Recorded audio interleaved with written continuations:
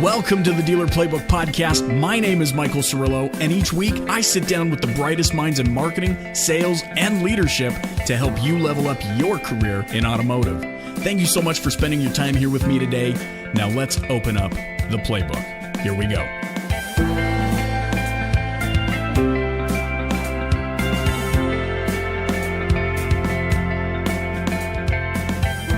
Hey, Oli, thanks so much for joining me on the Dealer Playbook podcast. My pleasure to be here, Michael. Hey, and super pumped to have yet again another Canadian on the show. So, we're starting to really rock this podcast. It's usually all of our American folk, and now we're starting to dominate. So that's good. Super pumped to have you on the show today. I mean, I've watched a ton of your material, a lot of your keynote presentations. Obviously for those that don't know of Unbounce, they are living under a very big rock. But I wanted to turn this over to you because super interesting subject matter. And we see a lot of this day and age as the internet becomes the go-to resource for acquiring information. I wanted to ask you specifically about landing pages. Especially as that's kind of the MO of the Unbounce platform. First of all, just so we get clear on this, what's the difference between a landing page and every other page on a website? Good question. And it's pretty simple. Your website is for organic traffic, for people searching in Google or wherever, and they arrive on your website for exploration. That's your main brand presence online. Landing pages, which are a standalone page separate from your website, they're for marketing campaigns. If you're running any kind of campaign, whether it's paid advertising, email, social, those bits of marketing need to arrive on this page dedicated just to that, so that it's a very targeted and specific experience. So that's the only difference. Okay, and it makes perfect sense. How often, though, do you see people trying to mix it all into one? Like, hey, man, we're gonna do the Chuck Norris and kill two stones with one bird kind of a thing, right? How often do you see that happening? All the time, unfortunately. Why and why? I mean, why would that be? I think it depends on the industry. See if you compare higher education, maybe auto dealerships. There are some industries that are a bit further behind in the marketing sphere because maybe they don't have professional marketers working for them. If you think of SaaS online software businesses, they're kind of leading edge because they kind of have to be because they're very marketing driven. Sure. They tend to do a really good job. But right. Traditional businesses often just either the education hasn't reached them, or they've just not found the right way of doing it. But it's really common. I mean, just search for something important to you. Like, as soon as you finish listening to this, go and search for a few things that matter to you and click on the ads. See if it just goes straight to someone's homepage. It's a bad experience, and it's more common than I'd like it to be. Yeah, and so, and in that vein, if I understand what you're saying, it's like, hey, if you're going to run a specific advertising campaign, you want to make sure that when somebody clicks that ad, it's clicking through to a very, very specific landing page that reflects the ad that they clicked on, not just, I see this all the time. I mean, you click on a car dealer ad on Google or Facebook, and it goes to the homepage, and all of a sudden I go, wait, what did I don't even remember what I clicked on, and back button. Yeah, exactly. And it's, think of it like this. Say you're doing, I imagine this is common for car dealerships, you're doing a radio ad. You're in your car, you're thinking about cars, and you hear a radio ad, and it's for the sake of simplicity, for an oil change or servicing of some kind. Mm-hmm. And at the end of that, they just spew out their name on the website. Well, when you go there, I've looked at a bunch of them. There's 50 things to do. There's crazy amounts of navigation. There's everything that you possibly can do with this dealership is presented there. And then, like you say, you're like, as soon as you make someone have to go hunting for that thing, a percentage of them will just immediately leave. Some will get annoyed and they won't like you because of that. There's a bad branding experience. Whereas if at the end of the ad you say, go to cardealership.com/service. Mm-hmm. The thing is a very specific URL, and that's your landing page, and it comes in and the headline is service or whatever the thing you're selling. It's right there. There's nothing else to do, no navigation. It confirms the promise you're making in the ad. That's the most important thing to begin with. Confirm the promise that you've made.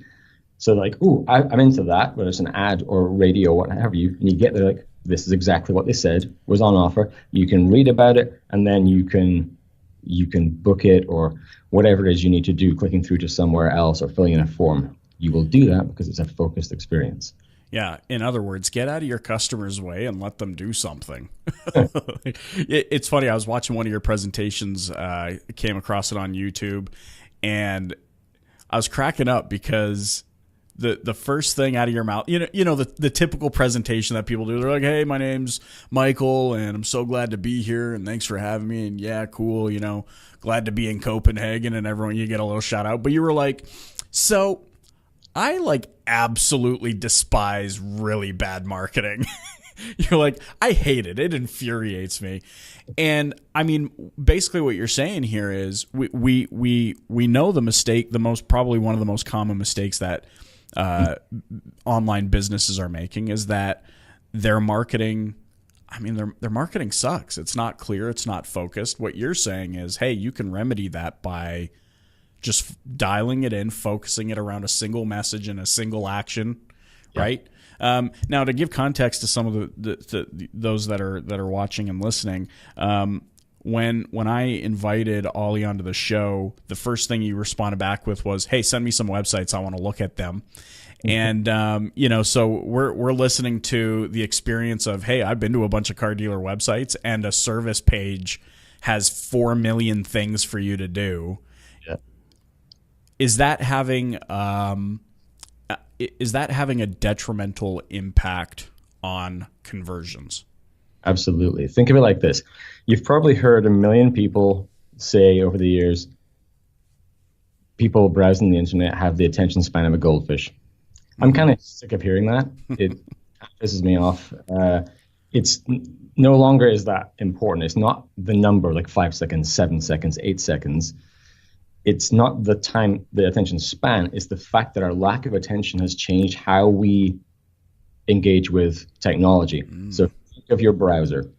When people search for, let's say they're searching for a Mitsubishi something or other, when the results come up, maybe there are 3 dealerships in Vancouver where I am. The first thing you do is you hold down the command or control button and you go click, click, click, click, maybe one of the organic links as well. They open up in tabs, or maybe you right click, open, whatever it is, however you use that. Sure. And you've got these tabs open, you go into comparison shopping mode, and you just flip through them and you go, oh, is that? Don't get it, close, never going back there, next one. It's got some promise. And you do that, and very quickly you've killed off a bunch of them, and you're left with the one that had the most clarity and the least distractions, and that's who you're going to actually spend your money with. So that's simple. And it goes a long way to actually building a relationship with that user, because you're conveying the message of, this is how easy it is to work with us. Right? It kind of shifts the psychology, would you say? Yeah, totally. So when we're looking at, and I don't want to sit here and keep razzing on car dealers, although, we all know, dude, the websites are just, they are what they are. But if I'm going to dig in and I'm going to say, okay, I hear what you're saying. We got to simplify our message. We need to, create a relevant, compelling call to action on the page. Getting to that point though, how do I know for sure? Like, are there specific metrics that I'm paying attention to that are going to help me understand what actions are, like what changes I should be making? Or are there certain things that I should be paying attention to that are going to help impact the design, the layout of the page, or those sorts of things? Curious to hear what your take is. Yeah. So if you're running campaigns, the focused landing page, that's your answer. It's really simple to do that. For your website, obviously you probably spend a lot of time, money on this. I don't know if with dealerships, some of them are kind of templated. You get it from the manufacturer, and I'm not sure how that works. But you need to understand what your customers are coming to you for and what's most valuable. So you talk about metrics. So what's more valuable to you? Is it someone calling you? Is it someone filling in a form? Is it someone just experiencing your or finding your address because they're going to come to you and walk around the lot, whatever it is. Right. A hierarchy of conversion, like what is most valuable to you, and focus on those things. You're going to have people arriving on your website in many places because of organic search. They'll arrive at different pages. And think of it like this: one page, one purpose, period. All right. So if you can take these pages on your site, and when you're on there, this is all about this thing. Start removing everything else. Don't think, oh, I need a sidebar here because we also need to talk about that. It's on the other page. Let's do that. Yeah. Because if you want to get, and that's just experience, but because if you want to dig into that and use a tool like Hotjar, Crazy Egg, put a click map on there, a heat map to see where people are clicking, most likely either they're clicking on that and going somewhere else, which is breaking the experience, or they're ignoring it entirely, in which case remove it. Mm-hmm. Because now you have every page needs to have a little bit more of that focus, and make sure just do an exercise. Start searching. If you can look in Google Analytics, great. If you don't know how to do that, or you don't have someone that works on your behalf, if you can, look at the highest 20 traffic pages. Otherwise, just start searching for things that you offer and go to each one of those pages and see how well the search description and the link, how well that matches the headline of that page. And then look, do you actually have a call to action? Are you actually asking people to do something on that page? Come and get this, book a time for this, call us for this, or this is where this is. And I bet a lot of your pages don't actually have that. It's just information. Information is critical, but you have to follow it up because people are lazy and they like to be prompted. And we've looked at data for changing the words on your call to action can influence if people will click it or not.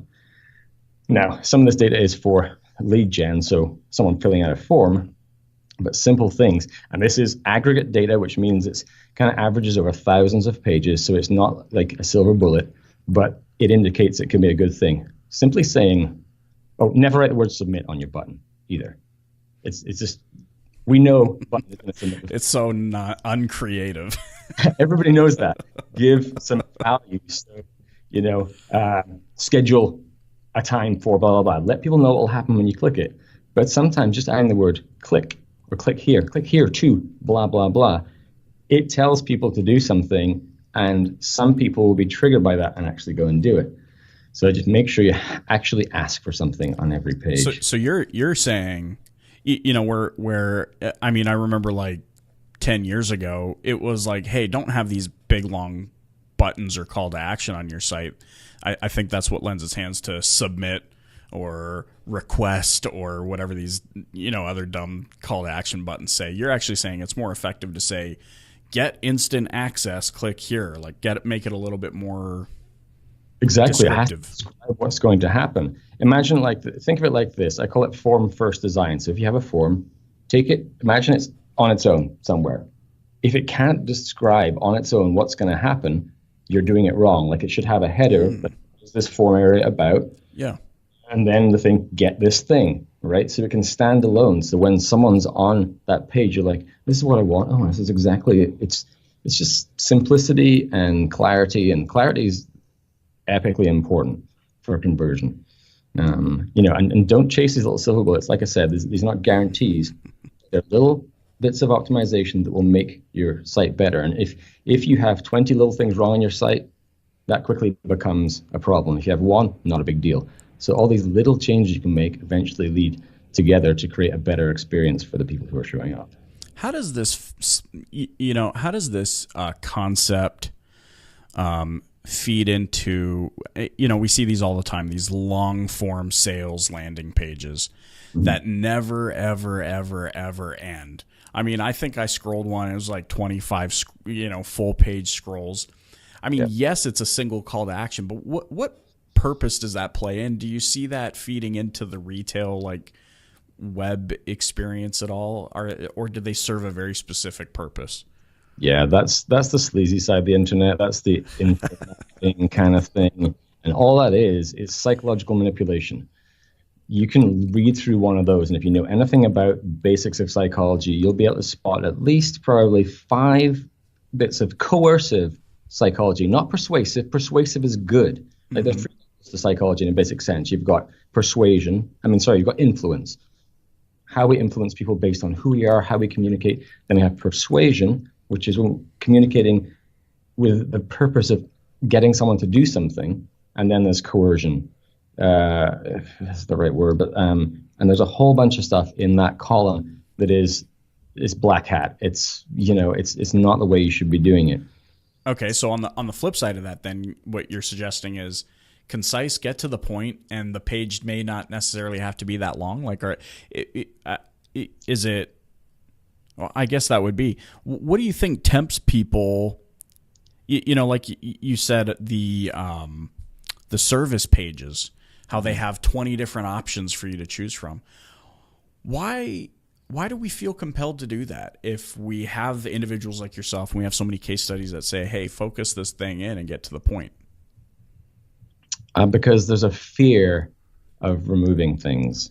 It grips every stakeholder, every owner, every client, because they have this connection to this thing they own, and they don't want limbs being pulled off it. Tickles the ego.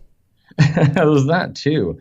That's why evidence is so important. So getting back to the length thing, the simplest way of seeing if this has an impact is putting a scroll map on there. For people who don't know what that is, there are tools like Hotjar, Crazy Egg, ClickTail that will show you a colored kind of overlay of how far people are scrolling down your page. And if you look at that and you see, oh, I've got a 25,000 pixel page, and no one's going below 1,100. Yeah.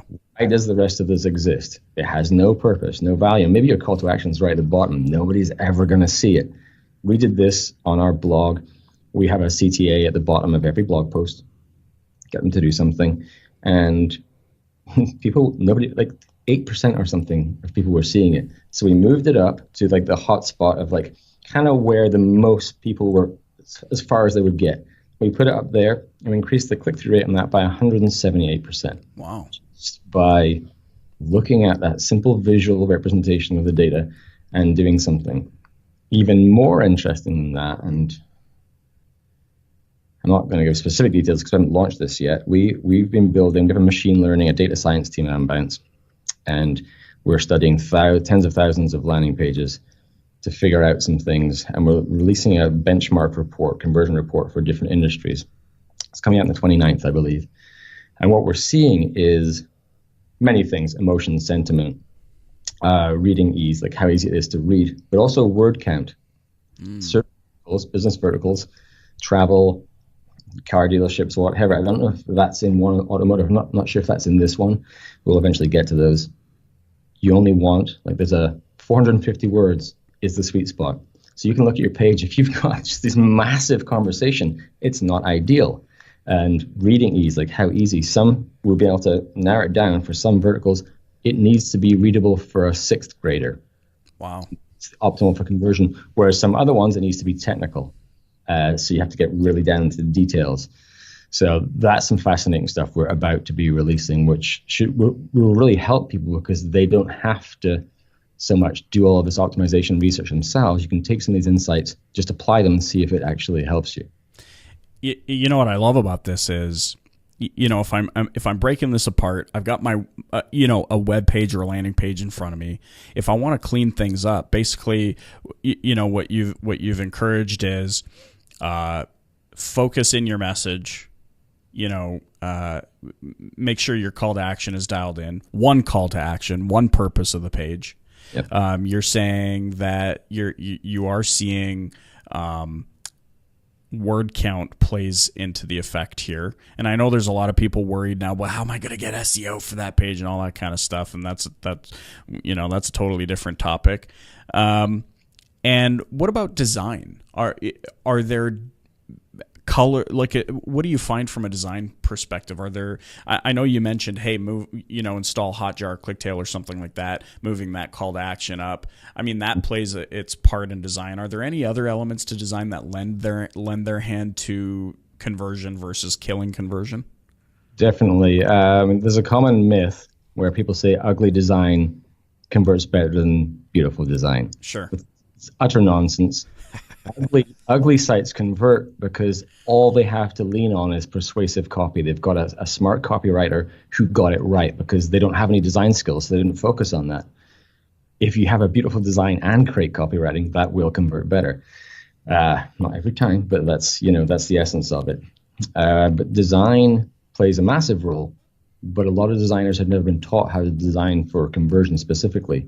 They've got things like color theory, grid systems, typography, but not these things like another thing like along the focus lines. It's called attention ratio. The ratio of the number of things you can do on a page, the number of things you should be doing, right? And we know you should only be doing one thing. That's your single call to action.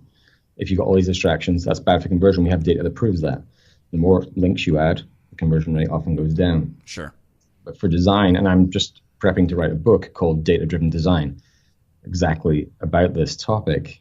And there are many things. One thing, like in the clarity part of it, which is often reading, your headline, your value proposition, but it also includes visuals. So, and there's a thing I call visual identification. If you can take, like the form first thing, if you can take the main hero shot you have, now this is maybe a bit different with car dealerships, but if you take this and look at it in isolation, can people in 5 seconds understand what your product or service is?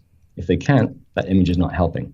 It's not adding any value. So you have to, that's why stock photography is often really painfully bad, because it actually doesn't add any value and it makes you look less classy, less like you care. Yeah. Yeah. And for me, who kind of made my way up in the agency world as a designer, as and whatnot. I mean, it was always that battle, and so I love hearing you say, because there was always this clash. It's like, no, they're the marketers, the old school marketers were like ugly design. I mean, look at Berkshire Hathaway, and look how rich Warren Buffett is, and his website looks like crap, but then there's just my brain that's telling me, but I enjoy looking at pretty things so much more. And so I love hearing you say, well, look, if you can have good copy, along with everything else that you've said, but good copy and a good looking design, that much more likely to pull somebody in or to attract somebody. And then there's the other thing, I think, which is that the design conveys a message in and of itself about what they can expect when they work with your business, right? Like, I mean, like, let's face it, if Unbounce's website was ugly, I'd be like, I'm going to go check somebody else out. But because it's a good looking site, I go, okay, these guys get it. Like, they're eating their own dog food. Exactly. Yeah. Drinking your own champagne or doing all this kind of stuff. And it's important because you can talk to like any agency, a smaller agency, and they may be awesome at what they do, but then you look at the site and it looks like garbage, and they're like, yeah, I know, but we're too busy working. We can't get to our own site. And like, but, it makes you look like you don't know what you're doing. You need to stay late then and fix this thing. Exactly. But yeah, and there's a lot of design things. I wrote an ebook about attention-driven design, which is 23 graphic design principles for helping you drive attention to what you want to actually people to pay attention to. So that's really good, because I'm trying to bridge this gap between marketers, designers, and copywriters. That's part of what this book is about, so they can work together smarter, because almost every designer, I'm sure you've experienced this, has the two major things they always experience. One, they have to start designing before they begin all the copy. So like they're just filling lorem ipsum everywhere and putting in, they're like, oh, well, I'll probably need like some features, some benefits. I probably need a thing about us. I probably need a testimonial, lorem ipsum everywhere. And then the copy comes in and it doesn't fit. Well, it doesn't fit in here, or the headline's too big for my design. All this kind of stuff. So you're putting a square peg in a round hole. Yeah. Whereas if you have the copy ahead of time, not only do you know how much there is, and this new data we have will influence that too, but you know how it's supposed to feel. You'll get the emotion, the sentiment from this copy, and you'll be able to make design decisions, palette choices, mood, the way you use photography to convey that emotional experience. Without that, and then you have, so that's lack of information, lack of data causes those problems. Then you have the client meeting with your boss or stakeholder, where you show them the design and all the subjectivity comes in, and they're like, I don't like that. Can you make the logo bigger? Blah, blah, blah. And the designer's like, the designer needs something I'm working on too, something like a design decision document, something that outlines why I made these what informed me to make these design choices? And if you have some data, qualitative or quantitative, backing up your decisions, some evidence, it will be easier to have that conversation, or at least to say, I did my job and I did it right. Choose to do what you will, because you're going to do that anyway. A lot of clients and bosses do, but at least I did my job with the information I needed to do that. So that's a struggle in every company, every single company. So that's what I want to try and fix with this book I'm going to write.